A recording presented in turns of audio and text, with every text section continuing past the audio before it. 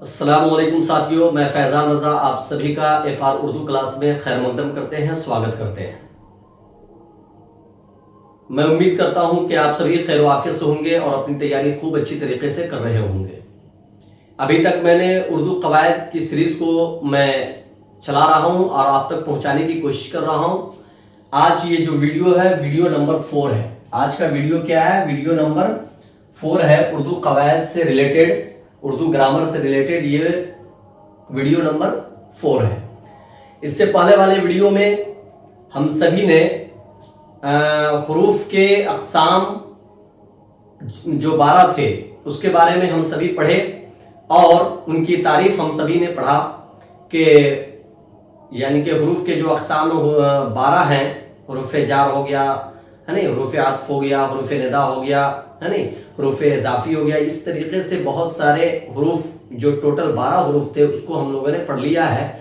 आज अब हुरूफ से हम सभी जुमले की तरफ बढ़ रहे हैं, ठीक है नहीं। लफ्ज़ तो आप जानते ही हैं, इससे पहले वाले वीडियो में और मेरे चैनल पर मौजूद है। लफ्ज़ किसे कहते हैं वो सभी मालूम है। जुमला की भी कुछ तारीफें मैं आप सभी को बता चुका हूँ। आज हम सभी जुमला कितने किस्मों के होते हैं वो सभी जानेंगे इस वीडियो में। बस वीडियो में बने रहें और अगर हमारे चैनल पर फर्स्ट टाइम आप आए हैं, पहली बार आप मेरे चैनल को देख रहे हैं, तो इसको सब्सक्राइब जरूर कर दिया करें ताकि मुझे पढ़ाने में और आप सभी को पढ़ने में मजा आए। क्योंकि देखिए, जब तक आप सभी मेरा साथ नहीं दीजिएगा मैं अच्छी अच्छी वीडियो आप तक लाने की कोशिश नहीं कर पाऊंगा, ठीक है। तो आज हम सभी जुमला के अक़साम के बारे में पढ़ेंगे। जैसा कि आप सभी देख पा रहे हो, यहाँ सामने लिखा हुआ है जुमला के अक़साम। क्या है ये? पूरा जुमला के अक़साम, जिसको हिंदी में वाक्य बोलते हैं। क्या बोलते हैं? हिंदी में वाक्य बोलते हैं और इंग्लिश में सेंटेंस बोलते हैं। क्या बोलते हैं? इंग्लिश में सेंटेंस और हिंदी में वाक्य बोलते हैं, ठीक है। इसके बारे में हम सभी देखेंगे कि ये जुमला होता क्या है, जुमला का इस्तेमाल कैसे किया जाता है। ये सारी बातें आज हम सभी इस वीडियो में करने जा रहे हैं। तो चलिए, सबसे पहले आपको बता दूं कि जुमला के 3 अक़साम हैं। कितने हैं? 1, 2 और ये 3। टोटल 3 जुमला होते हैं। जुमला जो होते हैं वो 3 तरीके के होते हैं, उसके 3 किस्म होते हैं। अक़साम ये किस्म की जमा है, 3 किस्म होते हैं। पहला होता है मुस्बत जुमला। पहला क्या होता है? मुस्बत जुमला। दूसरा मनफी जुमला और तीसरा सवालिया जुमला। तीसरा कौन सा जुमला होता है? सवालिया जुमला, ठीक है। मुस्बत जुमला को इंग्लिश में पॉजिटिव सेंटेंस बोलते हैं, पॉजिटिव सेंटेंस। और मनफी जुमला को इंग्लिश में नेगेटिव सेंटेंस बोलते हैं। क्या बोलते हैं? Negative sentence. और सवालिया को इंट्रोगेटिव सेंटेंस बोला जाता है। इंग्लिश में क्या बोला जाता है? Interrogative sentence. याद रखिएगा, मैं ये इंग्लिश में बताने की सबसे अहम वजह ये है, जो मैं इंग्लिश में आप सभी को बता रहा हूं इसका नाम, ताकि वो बच्चे जो उर्दू को बहुत अच्छी तरीके से नहीं समझ पा रहे हैं वो इंग्लिश के जरिए इस बात को आसानी से समझ लेंगे। तो मुस्बत जुमला को इंग्लिश में पॉजिटिव सेंटेंस बोला जाता है, जिसको हिंदी में सकारात्मक वाक्य बोलते हैं, सकारात्मक वाक्य। और उसी तरह मनफी जुमला को इंग्लिश में नेगेटिव सेंटेंस बोलते हैं, जिसको हिंदी में नकारात्मक वाक्य बोला जाता है। क्या बोला जाता है? नकारात्मक वाक्य। और तीसरा है सवालिया जुमला, जिसको इंग्लिश में इंट्रोगेटिव सेंटेंस बोलते हैं, जिसको हिंदी में प्रश्नवाचक वाक्य बोलते हैं। क्या बोलते हैं? प्रश्नवाचक वाक्य।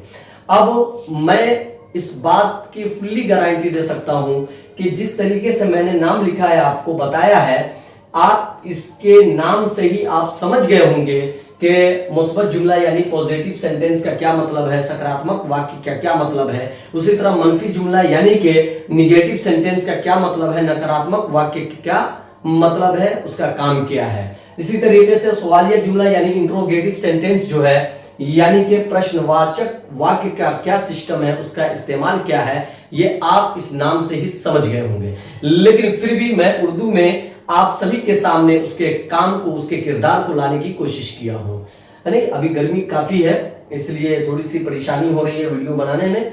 लेकिन खैर, जब इंसान के अंदर में लगन होती है ना, तो चाहे गर्मी हो, धूप हो, बरसात हो, कुछ भी हो, है नहीं, टेंशन नहीं लेता है, पढ़ते जाता है और पढ़ाते जाता है। तो इसलिए जिस तरीके से मैं गर्मी में तप रहा हूं, पसीने से शराबोर हूं, आप भी मेहनत करेंगे तो इंशाल्लाह आपकी मंजिल आपके कदमों के नीचे होगी।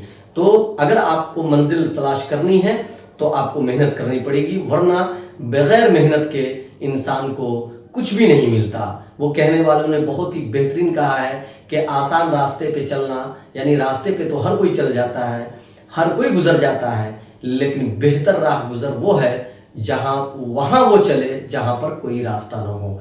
तो हम सभी स्टूडेंट एक क्या है, ऐसे बने कि आसान रास्ते को ना देखे, बल्कि मुश्किल रास्ते को चुने और मुश्किलात का सामना करते हुए अपने मंजिल की तरफ बढ़ते रहें। तो चलिए मुस्बत जुमला किसे कहते हैं उसको देखते हैं। कहा जा रहा है कि जिस जुमले में किसी काम का होना या करना जाहिर हो, जिसके अंदर में आपको बात स्पष्ट तरीके से समझ में आ जाए, आपको पूरी तरीके से बात आपके माइंड में सेट कर जाए, उसी को ही मुस्बत जुमला कहते हैं। उसे मुस्बत जुमला कहते हैं। मसलन सूरज चमक रहा है।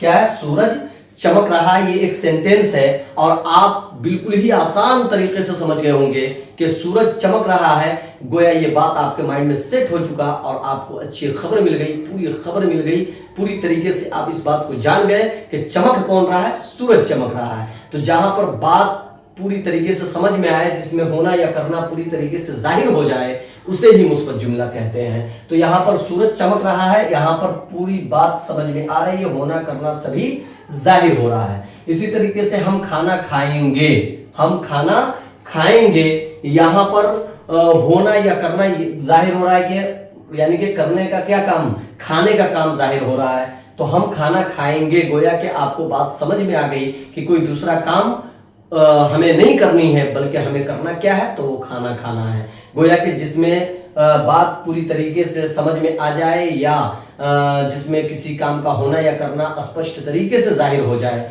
उसे ही क्या कहते हैं? मुस्बत जुमला कहते हैं, यानी कि पॉजिटिव सेंटेंस बोला जाता है। तीसरी मिसाल है कि बारिश थम चुकी है। बारिश थम चुकी है, यहां पर भी बात पूरी तरीके से समझ में आ गई। अब दूसरा क्या है? मनफी जुमला। दूसरा क्या है? मनफी जुमला। कह रहे हैं कि जिस जुमले में किसी काम का न करना या न होना जाहिर हो, यानी निगेटिव सेंटेंस बोले तो मनफी जुमला यानी नकारात्मक वाक्य, कि जिसके अंदर में किसी काम का न करना या न होना जाहिर हो, उसी को ही मनफी जुमला बोलते हैं, यानी कि निगेटिव सेंटेंस बोला जाता है। जहां पर न की बात आ जाए, जहां पर नकारात्मकता झलक जाए, वही नेगेटिव सेंटेंस है। तो अब वो कैसे है? तो आप देख सकते हो मिसाल के तौर पर कि नेक लोग झूठ नहीं बोलते।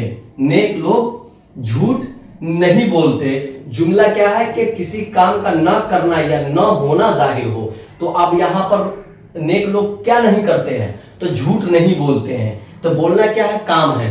तो ये काम कौन नहीं करते? नेक लोग नहीं करते हैं। तो गोया कि जहां पर किसी काम का ना करना या ना होना जाहिर हो जाए, वो क्या है? मनफी जुमला है, यानी निगेटिव सेंटेंस है। बात समझ में आ गई?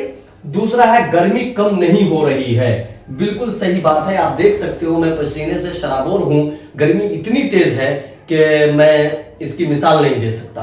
फिर भी मैंने गर्मी को से लड़ाई लड़ी और गर्मी को एक तरफ रखा और आपको पढ़ाने के लिए मैं आपके सामने हाजिर हो गया हूं। तो आप खुद समझ सकते हैं कि आप क्या करेंगे जब आपके लिए मैं इतनी मेहनत कर रहा हूं। तो क्या आपको एक लाइक और एक सब्सक्राइब और कुछ शेयर कर देने से आपका कुछ नहीं बिगड़ेगा।